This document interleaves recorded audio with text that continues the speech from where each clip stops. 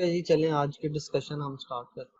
अच्छा, आज ठीक है की जो सर। हमारी डिस्कशन है ना, वो बाइनरी क्लासिफिकेशन की एवेल्युएशन पे हमने तो एक मैट्रिक्स डिस्कस किया है ना, एक्यूरेसी। अगर आप जब आगे जाके मॉडल ट्रेन करेंगे ना बाइनरी क्लासिफिकेशन के, तो इसके आगे बहुत सारे एवेल्युएशन मैट्रिक्स हैं।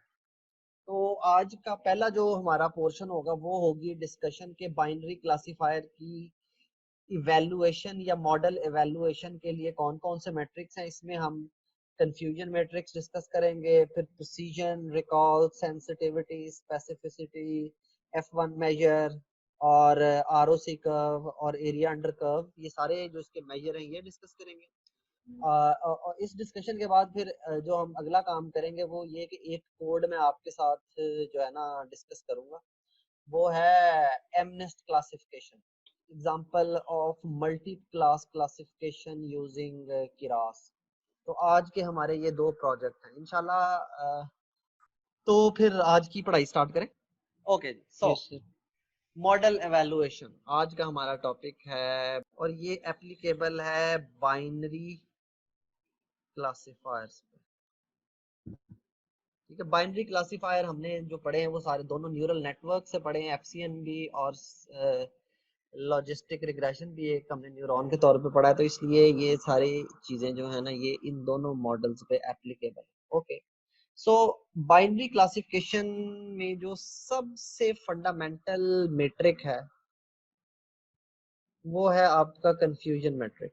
कंफ्यूजन मैट्रिक्स में आपके 4 वैल्यूज होंगे और मजे की बात ये है कि ये precision, recall, accuracy, F1, ROC, या जितने नाम भी मैं बोलता जाऊंगा ना, ये सब के सब इस कंफ्यूजन मैट्रिक्स से निकले। ठीक है, ये चीज आपने हमेशा ज़हन में रखी। कंफ्यूजन मैट्रिक्स बनता कैसे है? इधर आपके एक्चुअल लेबल्स होते हैं, इधर आपकी प्रिडिक्शंस होती हैं। सो यहाँ आपकी पॉजिटिव क्लास है,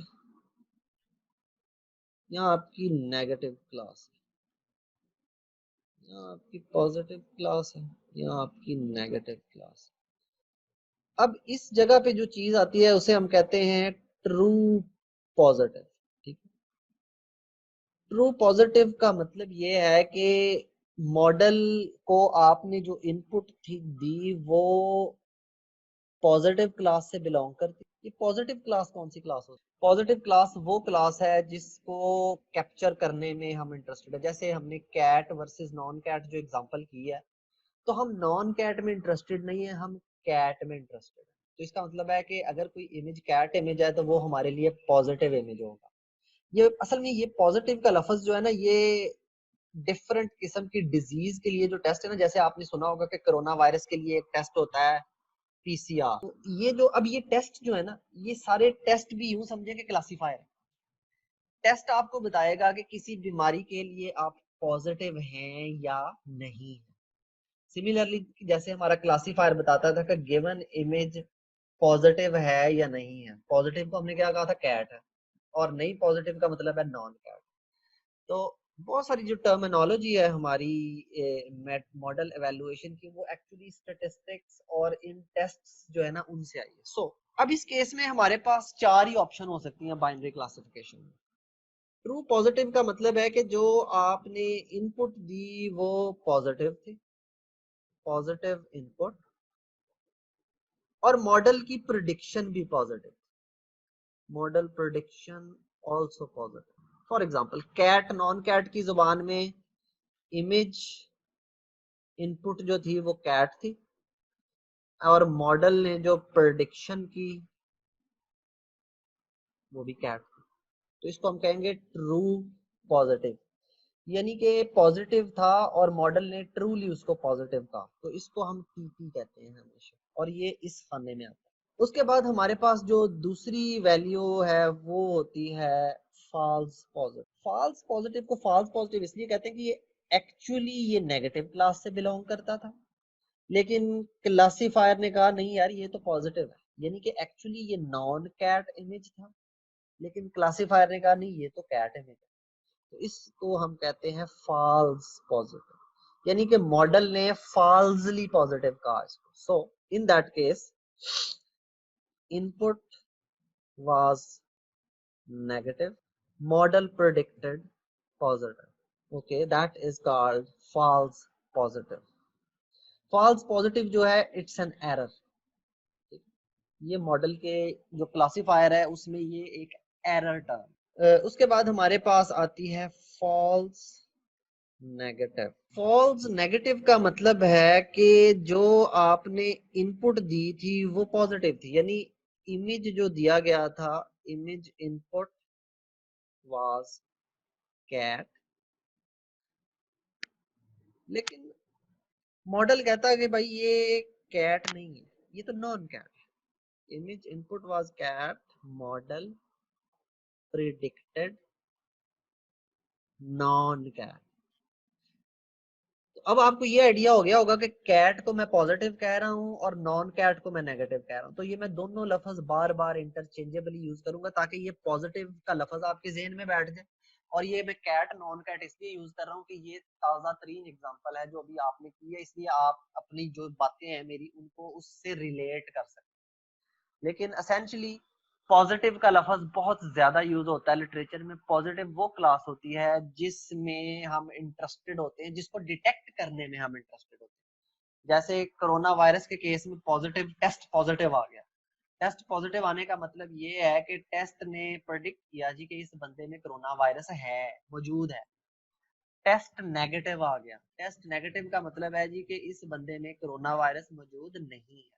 एग्जैक्टली यही टर्मिनोलॉजी हम क्लासिफायर में यूज कर रहे हैं कि जी मॉडल ने पॉजिटिव क्लास डिक्लेयर किया, यानी कि मॉडल ने कहा जी कि गिवन इमेज कैट इमेज है।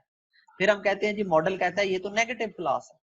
नेगेटिव क्लास का मतलब ये है कि गिवन इमेज जो है वो नॉन कैट इमेज है। ठीक है, ये टर्मिनोलॉजी मैं बार बार इसलिए रिपीट कर रहा हूँ ताकि अच्छी तरह आपके ज़हन में बैठ जाए। हो सकता है ये आपने पहले किसी कोर्स में भी पढ़ा हो, लेकिन चूंकि हमारे जितने भी मॉडल्स हैं हमने उनको इवेलुएट भी करना है बाद में, तो इसलिए आज का दिन जो है वो मैंने मुनासिब समझा कि आपकी ये बाइनरी क्लासिफिकेशन की जो टर्म्स हैं ये थोड़ी सी हम रिविजिट कर लें। ओके जी, नेक्स्ट हमारे पास आता है true negative. By the way ये एफ एन भी एक एरर है, this is also an error term. ठीक है, इसे टाइप 1 एरर कहते हैं, इसे टाइप 2 एरर। ट्रू नेगेटिव बड़ी सादा सी ऑप्शन है कि input non cat, model prediction be non cat, that would be true negative. तो ये आपका कंफ्यूजन मैट्रिक्स है, ये जो रेड बॉक्स के अंदर है ना, this is called your confusion matrix of binary classification. जितने भी क्लासिफायर के मैट्रिक्स हैं वो इन 4 वैल्यूज से कैलकुलेट हो। ठीक है, okay, so now let's talk about, सबसे पहले हम वेल नोन मैट्रिक्स जो है उन्हें डिस्कस करते हैं। तो सबसे पहले हमारे पास आता है प्रिसीजन। प्रिसीजन ये बताती है कि मॉडल ने जो टोटल पॉजिटिव ऑब्जर्वेशंस क्लासिफाई की हैं उनमें से एक्चुअली पॉजिटिव कितनी है और फॉल्स पॉजिटिव कितनी। इसका मतलब है कि प्रिसीजन को हम कह सकते हैं कि ये एक रेशो है एक्चुअल पॉजिटिव के दरमियान और प्रेडिक्टेड पॉजिटिव के दरमियान। ये हमें बताती है कि मॉडल जो है वो टोटल पॉजिटिव प्रेडिक्शंस में से कितनी सही पॉजिटिव करता है। तो इसका मतलब है कि this is calculated as true positive, ये वाला true positive divided by true positive plus false positive. मेरा ख्याल है कि हम एक कंफ्यूजन मैट्रिक्स बना लें और उसकी वैल्यू को यूज करते हुए हम ये कैलकुलेट भी कर लें। फॉर एग्जांपल सपोज करें मेरे पास टोटल 20 सैंपल्स थे, उनमें से मेरे ट्रू पॉजिटिव 9 है, मेरे फॉल्स पॉजिटिव 2 हैं, मेरे फॉल्स नेगेटिव 1 है और मेरे ट्रू नेगेटिव 8 है। ये याद रखिए कि ये दोनों टर्म्स एरर टर्म्स हैं।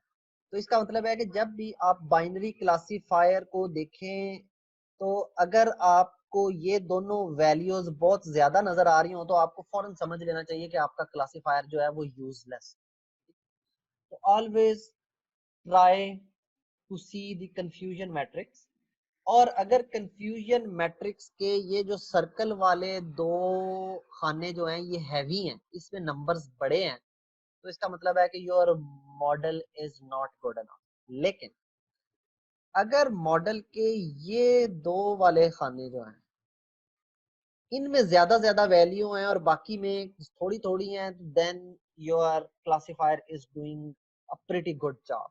ठीक है, तो इसका मतलब है कि सिर्फ कंफ्यूजन मैट्रिक्स की शक्ल देखने से ही आपको पता चल जाएगा कि आपका मॉडल जो है वो कितने पानी में। तो ये एक सबसे बड़ा फायदा है कंफ्यूजन मैट्रिक्स का कि इसको देखते ही आपको पता चल जाता है कि ओवरऑल जो मॉडल है वो कैसा परफॉर्म कर रहा है। सो अब इसका मतलब है कि टोटल हमारे पास जो पॉजिटिव सैंपल थे वो भी 10 थे, जो टोटल नेगेटिव थे वो भी 10 थे। याद है ना कि ये पॉजिटिव था एक्चुअल और ये एक्चुअल नेगेटिव था, जबकि इस साइड पे हमारे पास थी प्रिडिक्शंस और ये प्रेडिक्टेड पॉजिटिव था, ये प्रेडिक्टेड नेगेटिव।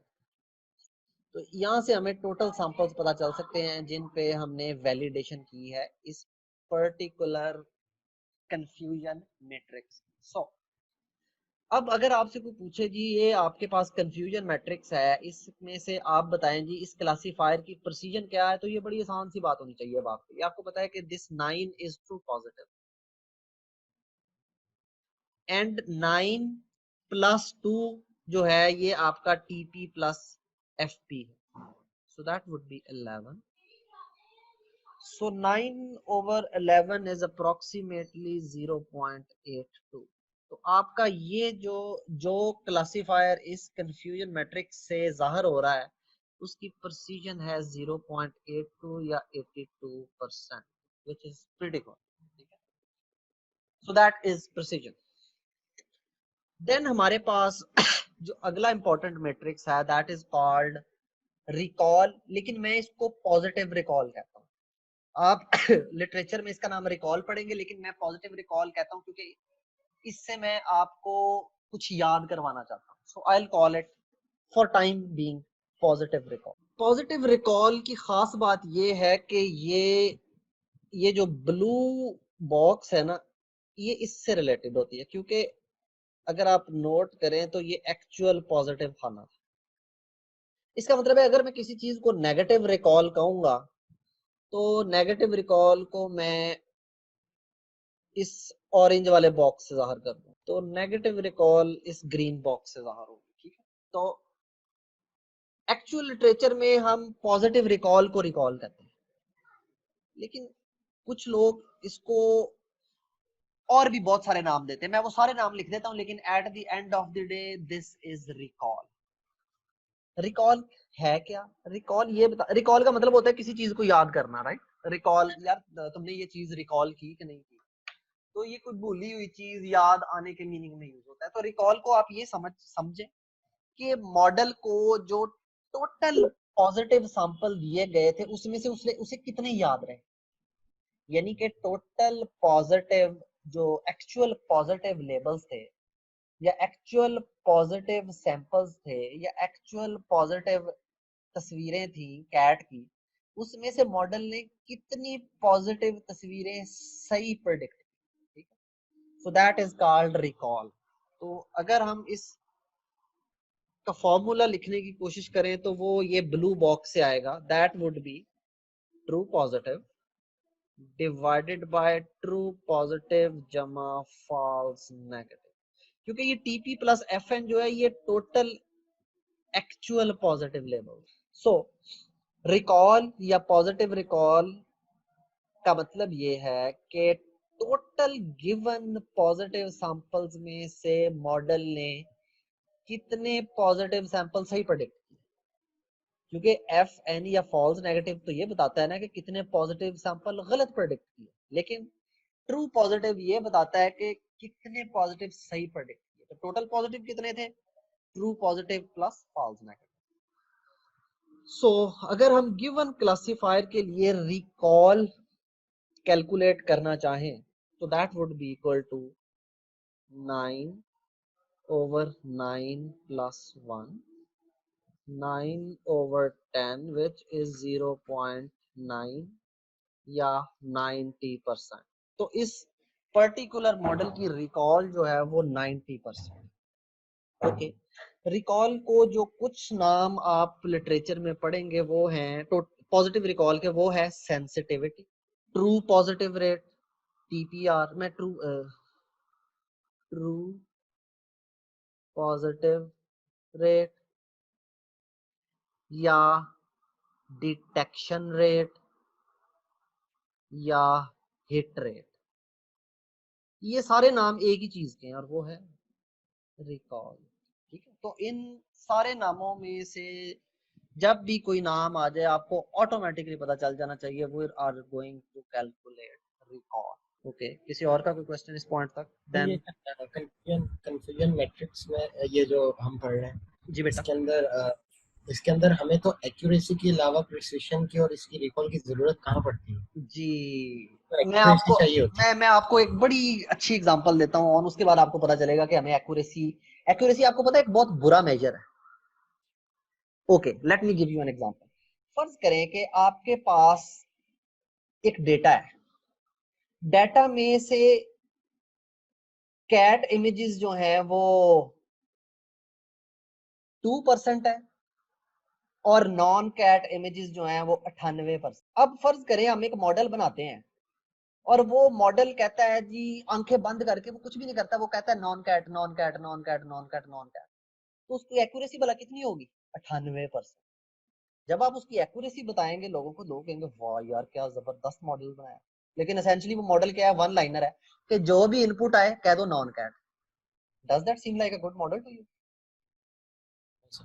लेकिन उसकी एक्यूरेसी तो 98%। ये इसलिए हो रहा है क्योंकि आपने डेटा की डिस्ट्रीब्यूशन गलत की थी। बेटा डेटा की डिस्ट्रीब्यूशन हमारे हाथ में नहीं ना होती, रियल वर्ल्ड डाटा जिस तरह का आना है हमने तो उसी तरह का मॉडल बनाना है ना, लेकिन हमने मॉडल की सलाहियत देखनी है कि मॉडल कैसा परफॉर्म कर रहा है।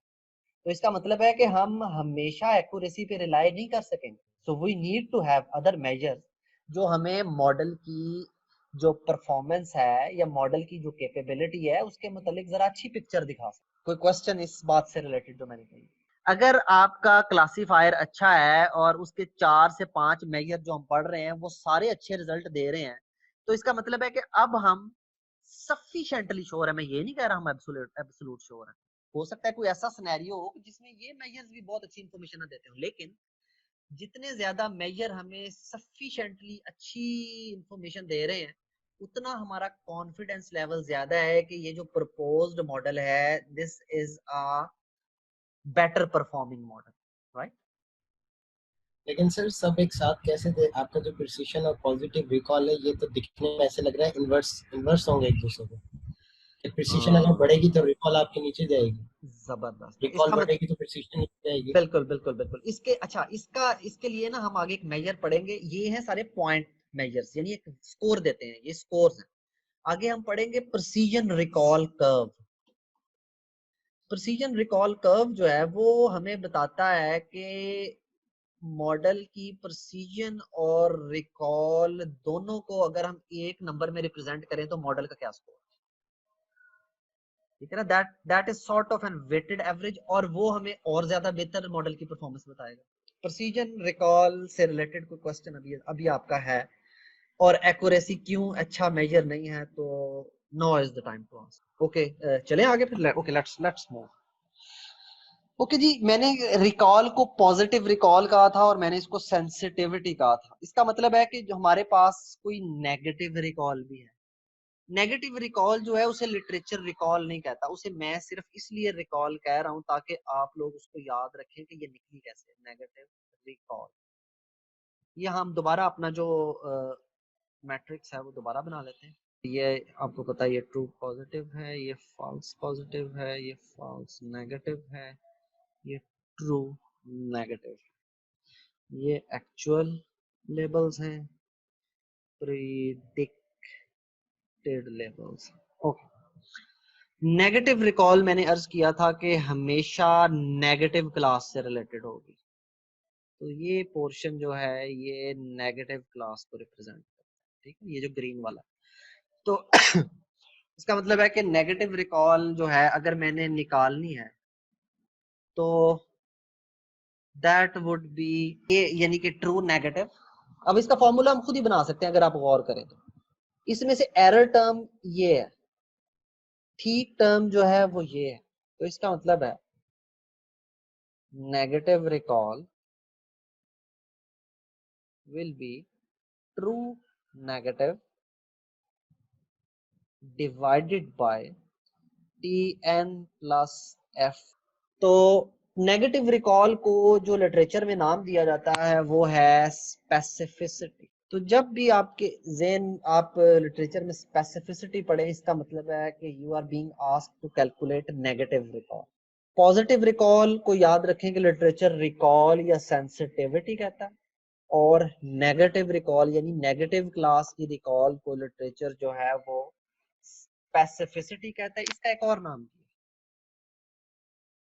True negative rate, TNR। इसको आप TNR भी लिख सकते हैं। ओके जी, अगर मैंने नेगेटिव रिकॉल निकालनी हो तो अब निकालनी should be pretty easy.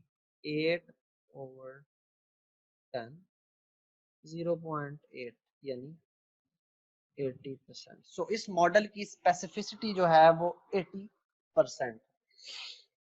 Okay, next जो मेजर है वो है आपका सबसे पसंदीदा measure, that is accuracy. Accuracy is defined as true positive plus true negative divided by all four of them. TP plus FP plus FN plus TN.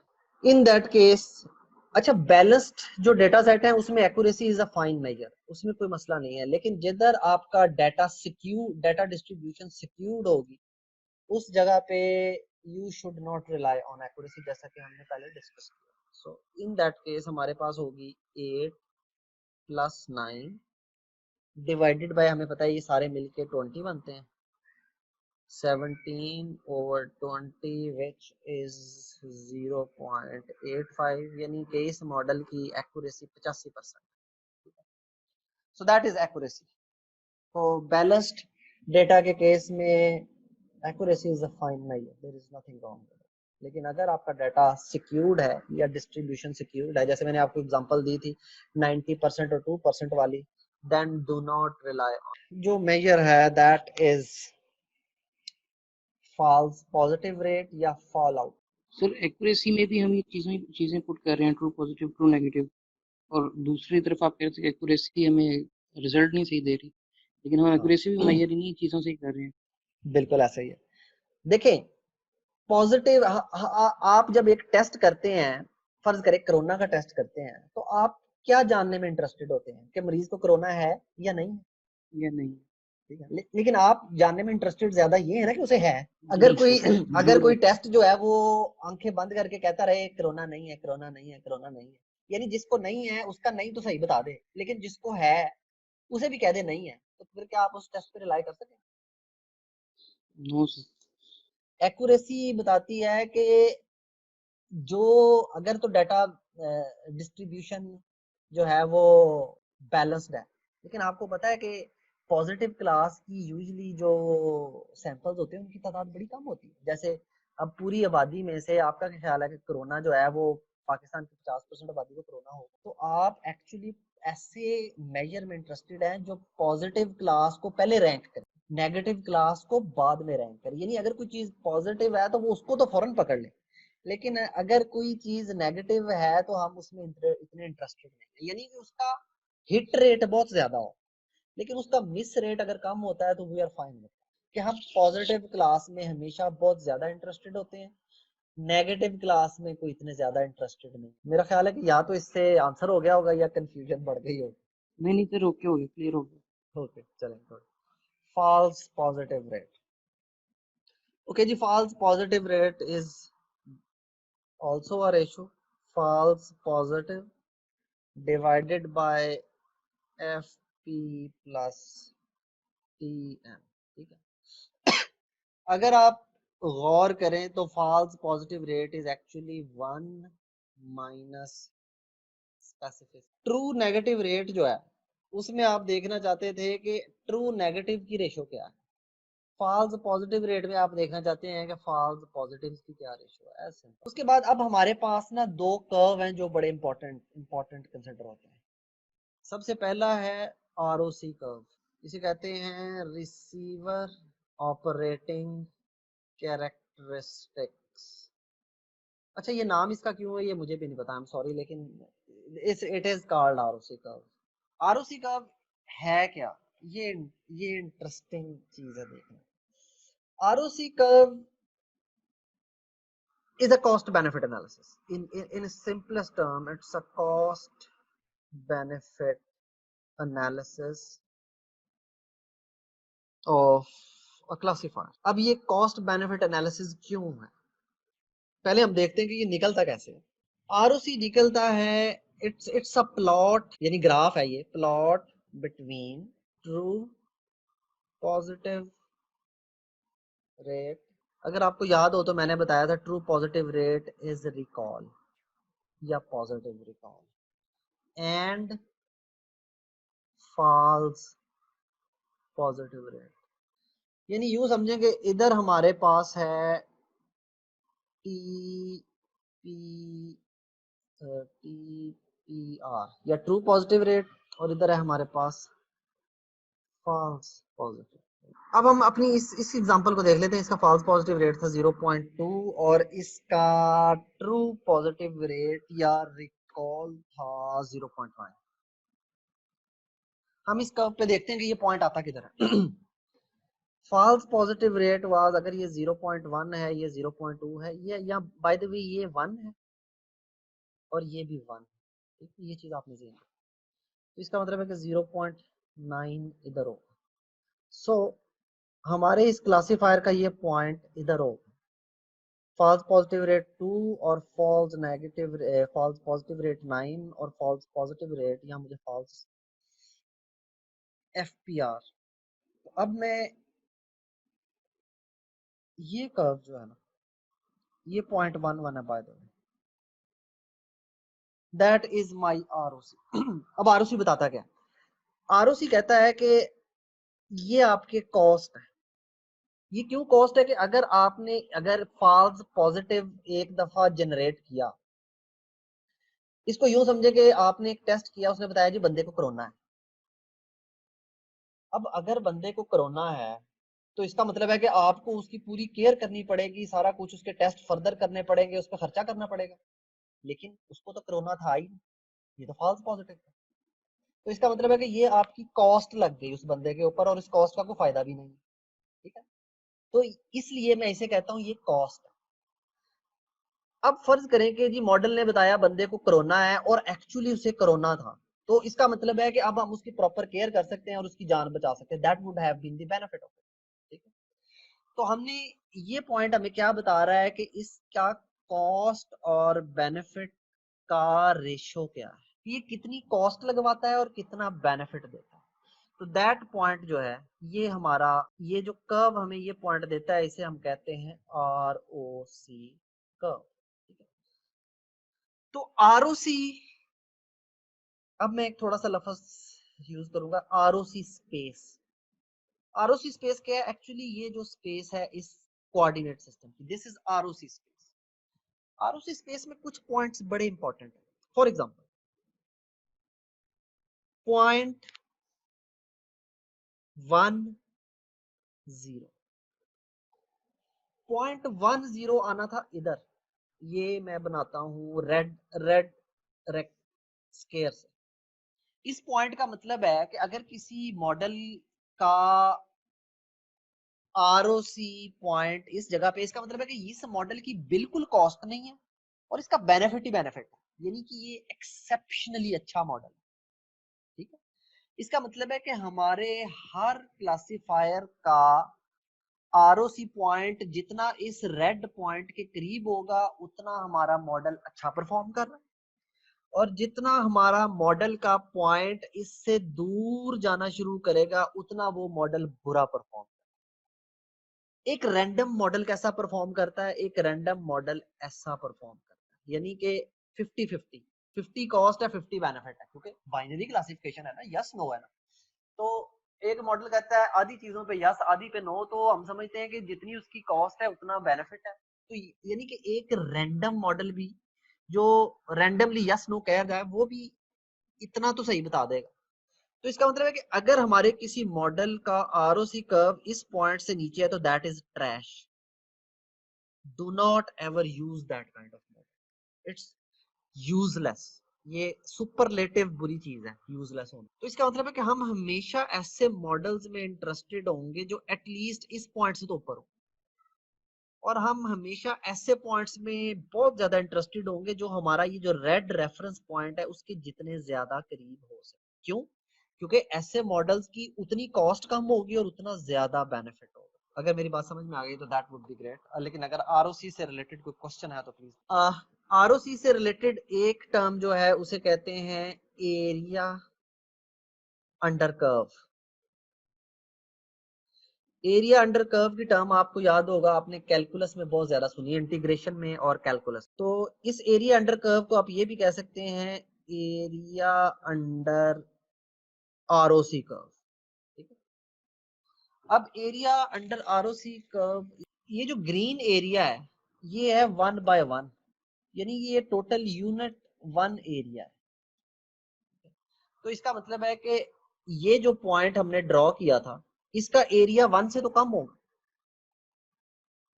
तो हम ये एरिया कैसे जमा करेंगे? हम इसके लिए इंटीग्रेशन करेंगे और एसेंशियली हो सकता है इसका आंसर आए कोई 0.89 या 0.91। तो टेक अवे ये है कि अगर कोई पॉइंट हमारे रेड पॉइंट पे आ जाएगा तो उसका एरिया अंडर कर्व होगा 1, यानी that is an exceptionally good model. तो इससे हमें जो टेक अवे मिलता है वो ये है कि एरिया अंडर आरओसी कर्व जितना 1 के करीब है उतना मॉडल ज्यादा अच्छा है, और जितना ये 1 से दूर है उतना मॉडल जो है वो अच्छा परफॉर्म नहीं करता। तो एरिया अंडर कर्व और आरओसी कर्व दोनों जो हमारे मैट्रिक्स हैं ये इकट्ठे यूज किए जाते हैं। जब भी आप आरओसी कर्व बनाते हैं अपने मॉडल का, आप साथ साथ एरिया अंडर कर्व भी देते हैं जिससे आपको मॉडल की सलाहियत का जरा ज्यादा अच्छा अंदाजा मिलता है। इसको एयूसी भी कहती हैं बुक्स, एरिया अंडर कर्व। तो लेकिन आपके ज़हन में ये रहना चाहिए कि ये area under ROC curve, when ROC का लफ्ज बाज जगह एक्सप्लिसिटली यूज होगा, बाज जगह एक्सप्लिसिटली यूज नहीं होगा। This is essentially area under curve. तो क्वेश्चन इससे रिलेटेड है तो प्लीज पूछिए। सर एरिया कंप्यूट करने से बेहतर नहीं है हम एंगल कंप्यूट कर लें? नहीं देखें, एक चीज याद रखें कि हम कोई स्कोर देना चाह रहे हैं, ठीक है ना। अब स्कोर जो है वो ज्यादा इंट्यूटिव होता है एंगल की निस्बत। एंगल मेरे आपके लिए, साइंटिस्ट के लिए तो अच्छा होगा, लेकिन अगर किसी ले मैन को हमने अपना मॉडल जो है वो बताना है कि अच्छा परफॉर्म कर रहा है तो हम उसको समझा देंगे यार एक जो है ये सबसे अच्छा स्कोर है, जितना स्कोर 1 से करीब होगा उतना मॉडल ज्यादा अच्छा है। ये ज्यादा समझ में आने वाली बात नहीं। ओके सर, ठीक। ओके, कोई और क्वेश्चन? सर क्या स्कोर 1 आना रियलिस्टिक है? नहीं, इसका मतलब है कि हमारा मॉडल जो है वो वलीउल्लाह है, उसे गैब का इल्म हासिल है, ऐसा होता नहीं है। आगे जाके हम पढ़ेंगे there is always a trade off between optimization and generalization. अगर हम गिवन ट्रेनिंग सेट पे मॉडल बहुत ज्यादा ऑप्टिमाइज कर लेंगे तो उसकी जनरलाइजेशन यानी अनसीन चीजों को प्रेडिक्ट करने की सलाहियत जो है वो उतनी कम हो जाएगी। तो इसका मतलब है कि वो टेस्ट डाटा पे बुरा परफॉर्म करेगा। तो इसलिए अच्छा स्कोर जो है वो यूजुअली 90 से लेके 98 की रेंज तक हो तो वो बिलीवेबल स्कोर होता है। लेकिन अगर कोई क्लेम करे कि ये 99 है या 100 है तो you should always be suspicious about this model. Sir जैसे हमने ऑप्टिमाइजेशन और जनरलाइजेशन पढ़ी थी पहले। पढ़ी नहीं थी मैंने, वैसे ही डिस्कस की थी आपसे, वो मैं हम डिस्कस करेंगे मुझे उम्मीद है। सर हमारा एंड सही। गोल 1 नहीं होता, आपका 100% नहीं होता वैसे। देखें एंड गोल 100% होता है, लेकिन मैं ये बता रहा हूँ कि ये एंड गोल अचीव नहीं होता अनसीन डाटा पे। जैसे आप लोगों ने खुद अपने मॉडल ट्रेन किए, उनकी ट्रेनिंग एक्यूरेसी तो 99 थी ना, लेकिन अनसीन डाटा पे 99 तो नहीं आई, कहीं 65 आ रही है, कहीं 70 आ रही है, कहीं 75 आ रही है। अगर आप कोई ऐसा मॉडल बनाने में कामयाब हो जाए जो किसी भी अनसीन डाटा पे 1 रिजल्ट देता है तो आपको तो नोबेल इनाम मिलना चाहिए। सर अब जो ये कंप्यूटर विजन को हाँ टोटली जी सॉल्व प्रॉब्लम कहते हैं, उसके ऊपर भी बिल्कुल 1 स्कोर नहीं आ सकता। जी, उस पे भी देखें क्योंकि ह्यूमन ह्यूमन जो परसेप्शन है ना, ह्यूमन विजन, उसका स्कोर है 95 से 96%, बल्कि 96 भी नहीं है, 92 से 95%। यानी अगर हमें आप 10,000 तस्वीरें दिखाएंगे ना, तो उसमें से हमारा स्कोर होगा 92 से 95% ह्यूमन परसेप्शन का। लेकिन अब कंप्यूटर विजन जो है उसका स्कोर भी 95 से 96 है अनसीन डेटा पे। तो इसलिए अब हम कंप्यूटर विजन को सॉल्व प्रॉब्लम कहते हैं, और that is only due to deep neural. ये यानी कि ये जनरलाइज्ड भी बहुत अच्छे होते हैं और ये ऑप्टिमाइज भी बहुत अच्छे होते हैं। तो अब हमें ट्रेड ऑफ नहीं करना पड़ता, जनरलाइजेशन और ऑप्टिमाइजेशन हम दोनों अचीव कर सकते सर ये जो एरिया अंडर द आप कर्व ये कंसीडर कर रहे हैं, हैं। और इसके केस में आपने जो भी पेशेंट की या वो कोरोना की एग्जांपल दी थी, एक चीज समझ नहीं आ रही, जो आपको ये एरर बता रहा है, एरर कितना मैटर कर रहा है वो कैसे पता चलेगा? फॉर सपोज एक पर्सन को कोरोना है और एक किसी को कोई और बीमारी है, वो इतनी ज्यादा मैटर नहीं करती, उसको जुकाम है, लेकिन आपका ये जो हम ROC कर्व यूज कर रहे हैं ये तो आपको बता ही नहीं सकता। आई थिंक सो, मुझे क्यों लगता है नहीं? देखें कि देखें, आपको उसका मैग्नीट्यूड नहीं बताएगा। ये आपको उसका बेटा मैग्नीट्यूड ही बता रहा है। कैसे? देखें, आपने ये रेड पॉइंट पे अगर गौर किया हो तो ये रेड पॉइंट क्या है कि इस मॉडल की रिकॉल 1 है, राइट?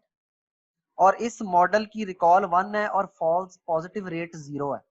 इसका मतलब है कि गिवन अनसीन डाटा पे ये हर पॉजिटिव चीज को पकड़ लेता है, और हर पॉजिटिव चीज और कभी भी नेगेटिव चीज को पॉजिटिव भी नहीं कहता। देखिए, अगर तो वो पॉजिटिव चीज को पॉजिटिव कह रहा है तो ये रिकॉल है, और अगर वो नेगेटिव चीज को नेगेटिव चीज कह रहा है तो इसका मतलब है कि वो फॉल्स पॉजिटिव जनरेट नहीं कर रहा। तो ये दोनों लेकिन कॉन्सेप्ट हमने सर ये इसमें मिक्स कर दिए ना। तो जितना पॉइंट रेड के कुछ करीब है, कुछ इसका मतलब है कि उतनी रिकॉल भी अच्छी है और फॉल्स पॉजिटिव रेट भी कम है। इसका मतलब है कि मॉडल उतना ज्यादा बेटर परफॉर्मिंग।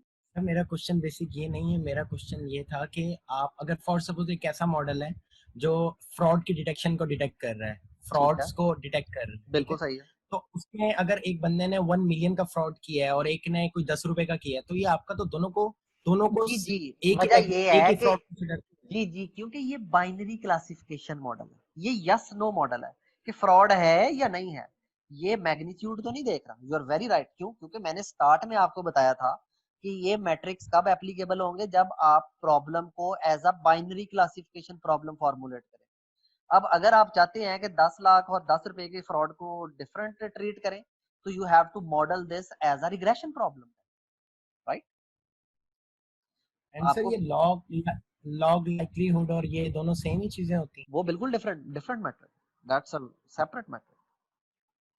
नहीं, मैं रात को एक चीज पढ़ रहा था, उसमें लॉग लाइक्लीहुड का बता रहे थे, वो भी ऑलमोस्ट कुछ यही काम था, मुझे जहां तक समझ आई जी है। जी, वो मैं आपको बता देता हूँ, वो ऑलमोस्ट यही काम है। आप क्या करते हैं, आप दोनों पॉसिबिलिटीज का लॉग लाइक्लीहुड लेके उसका ई ले लेते हैं, ठीक है ना? यानी that is yes sir. Sort of वो जो हमने लॉस फंक्शन लिखा था ना, ई ऑफ लॉग लॉस, वो ये है बस जो आपने पढ़ा है। ये एक और मैट्रिक है। अब इसका स्कोर आपको बताएगा जी कि ओवरऑल परफॉर्मेंस कैसी है, तो that would be another metric to evaluate. Similarly आपने नाम सुना होगा कोरिलेशन का। Yes sir. हमारे पास एक मैट्रिक है MCC, मैथ्यू कोरिलेशन कोफिशिएंट। ये होता है -1 0 अप टू 1। जितना ये 1 के नजदीक है उतना इसका मतलब है कि मॉडल जो है वो अच्छा है, जितना ये -1 के नजदीक है उतना ये मॉडल ट्रैशी है। क्योंकि कोरिलेशन आपको याद है ना कि कोरिलेशन पॉजिटिव होता है या नेगेटिव होता है। तो इसका मतलब है कि पॉजिटिव कोरिलेशन में हम इंटरेस्टेड होते हैं। यार मैं क्या क्या पढ़ा हूँ इस कोर्स में ऑन भाई। आप और किसी और आप ही के क्लास में रहता और कोई है ही नहीं जिन्होंने हमें स्टैट्स पढ़ाई है माशाल्लाह से। लेकिन फिर भी मेरी पूरी कोशिश रही है कि जितना हम इसको अच्छा करने की कोशिश कर सकते हैं उतना अच्छा करने की कोशिश करें। बाकी ये तो फिर इंसान तो बस एफर्ट कर सकता है, आगे अल्लाह ताला का हिसाब। ओके, कल हम ऐसा करेंगे, कल हम प्रिसीजन रिकॉल कर्व देखेंगे, और उसके बाद हम फिर इंशाल्लाह वो एक मल्टी क्लासिफिकेशन प्रॉब्लम देखेंगे, और कल से फिर हम थोड़ी थोड़ी CNN की थ्योरी भी हल्की सी स्टार्ट